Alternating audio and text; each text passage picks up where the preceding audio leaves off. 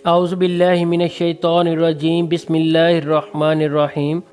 अस्सलामु अलैकुम वरहमतुल्लाहि वबरकातुहू। किसी इलाके में औरतों की एक नशिस्त हुई। इन औरतों की तादाद 11 थी।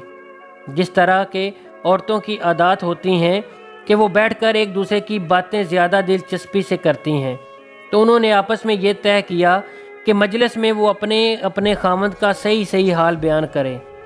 मोहतरम भाइयों और बहनों, उम्मुल मोमिनीन सैयदा आयशा सिद्दीक़ा रज़ी अल्लाह तआला अन्हा एक तरफ इमामुल अंबिया मोहम्मद मुस्तफ़ा सल्लल्लाहु अलैहि वसल्लम की ज़ौजा मोहतरमा हैं, तो दूसरी जानब अफ़ज़लुल बशर बादुल अंबिया सैयदना सिद्दीक़ अकबर की लाडली शहज़ादी हैं।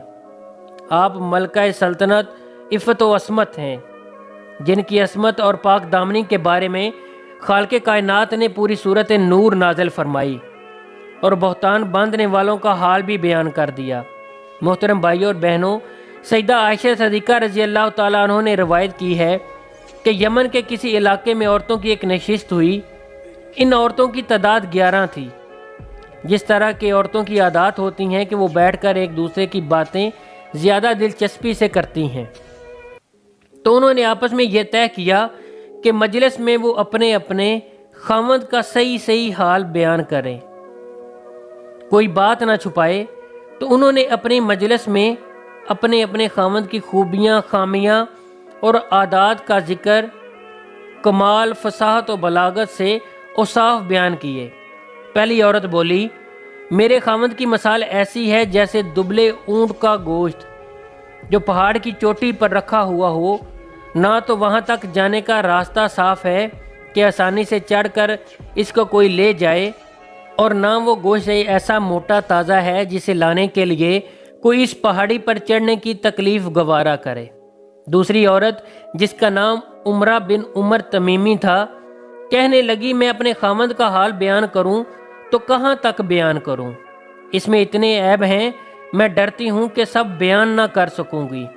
इस पर भी अगर बयान करूं तो इसके खुले और छुपे सारे ऐब बयान कर सकती हूं।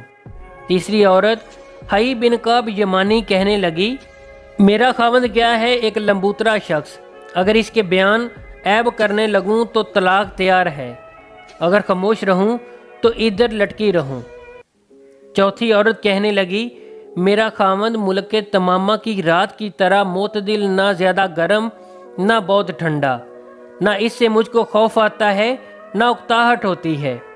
पांचवी औरत कहने लगी, मेरा खामद ऐसा है, घर में आता है तो वो एक चीता है और जब बाहर निकलता है तो शेर की तरह, यानी जो चीज़ घर में छोड़कर जाता है इसके बारे में पूछता ही नहीं कि वो कहाँ गई। इतना बेपरवाह है, जो आज कमाया इसे कल के लिए उठाकर रखता ही नहीं, इतना सखी है। छठी औरत कहने लगी, मेरा खामद जब खाने पर आता है तो सब कुछ चट कर जाता है, और जब पीने पर आता है तो एक बूंद भी बाकी नहीं छोड़ता, और जब लेटता है तो तन्हाई अपने ऊपर कपड़ा लपेट लेता है और अलग पड़कर सो जाता है। मेरे कपड़े में कभी हाथ नहीं डालता कि कभी मेरा दुख दर्द कुछ मालूम नहीं करता। सातवीं औरत, मेरा खामद तो जाहिल या मस्त है, मिलते वक्त अपना सीना मेरे सीने से ऊंधा पड़ जाता है। दुनिया में जितने ऐब लोगों में एक एक करके जमा हैं, वो सब इसकी ज़ात में जमा हैं। कम वक्त से बात करूं तो सर फोड़ डाले, या मेरा हाथ तोड़ डाले, या दोनों काम कर डाले। आठवीं औरत इन बाकी औरतों से कहने लगी, मेरा खामद छूने में खरगोश की तरह नरम है और खुशबू में सूंघूं तो ज़ाफ़रान जैसा खुशबूदार। नौवीं औरत कहने लगी, मेरे खामद का घर बहुत ऊंचा और बुलंद है, वो कदावर और बहादुर है, इसके यहाँ खाना इस कदर पकता है कि रात के ढेर जमा है, गरीबों को खूब खिलाता है।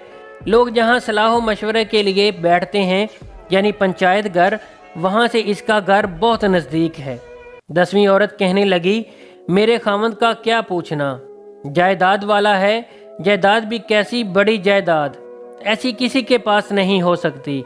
बहुत सारे ऊँट जो बजा बजा इसके घर के पास चलते रहते हैं, जंगल में चरने कम जाते हैं। जहाँ इन ऊँटों ने बाजे की आवाज़ सुनी بس ان کو اپنے ذبح ہونے کا یقین ہو گیا۔ 11ویں عورت کہنے لگی، میرا خامند ابو ذرا ہے، اس کا کیا کہنا؟ اس نے میرے کانوں کو زیوروں سے بوجھل کر دیا اور میرے دونوں بازو چربی سے پھلا دیے ہیں، مجھے خوب کھلا کر موٹا کر دیا ہے کہ میں بھی اپنے آپ کو موٹی سمجھنے لگی ہوں۔ شادی سے پہلے میں تھوڑی سی بھیڑ بکریوں میں تنگی سے گزر بسر کرتی تھی۔ ابو ذرا نے مجھ کو گھوڑوں، اونٹوں، کھیت کھلیان سب کا مالک بنا دیا۔ ملنے پر بھی اس کا مزاج اتنا عمدہ ہے، برا نہیں مانتا، مجھ کو کبھی برا نہیں کہتا۔ سوئی پڑی رہوں تو مجھے صبح تک کوئی نہیں جگاتا، پانی پیوں تو خوب سیراب ہو کر پیوں۔ ابو ذرا کی ماں یعنی میری ساس، تو اس میں کیا خوبیاں بیان کروں۔ اس کا توشہ خانہ مال و اسباب سے بھرا ہوا، اس کا گھر بہت ہی کشادہ تھا۔ ابو ذرا کا بیٹا وہ بھی کیسا اچھا، خوبصورت، نازک بدن، دبلا پتلا، ننگی تلوار کے برابر۔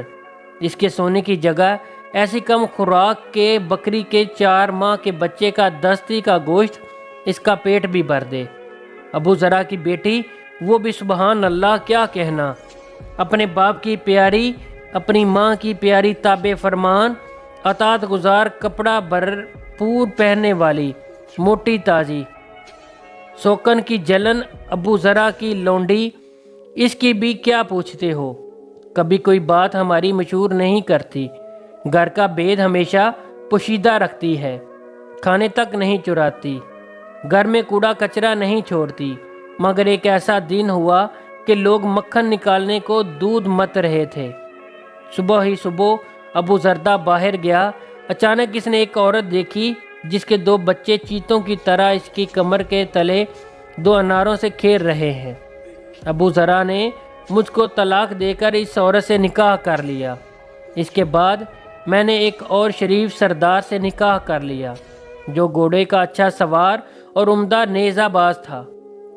اس نے بھی مجھ کو بہت سے جانور دے دیے اور ہر قسم کے اسباب میں سے ایک ایک جوڑا دیا، اور مجھ سے کہا کہ ذرا خوب کھاؤ اور پیو، اپنے عزیز و اقربا کو بھی خوب کھلا پلا، تیرے لیے عام اجازت ہے، مگر یہ سب کچھ جو بھی ہے میں نے تجھ کو دیا ہوا ہے، اگر اکٹھا کروں تو تیرے پہلے خامد ابو ذرا نے جو تجھ کو دیا تھا اس میں اس کے ایک چھوٹے برتن کو بھی نہیں پہنچا۔ ام المومنین سیدہ عائشہ صدیقہ رضی اللہ تعالیٰ عنہ فرماتی ہیں کہ رسول اللہ صلی اللہ علیہ وآلہ وسلم نے فرمایا، میں تمہارے لیے ابو ذرا کی طرح ہوں جس طرح وہ ام ذرا کے لیے تھا۔ محترم بھائیوں اور بہنوں، امید کرتے ہیں کہ ہماری آج کی ویڈیو آپ کو ضرور پسند آئی ہوگی۔ تمام دوستوں سے گزارش ہے کہ ویڈیو کو لائک اور شیئر کریں۔ دعا ہے کہ اللہ تعالیٰ میرا سنانا، آپ کا سننا اپنی بارگاہ الہی میں قبول و منظور فرمائے۔ آمین ثم آمین۔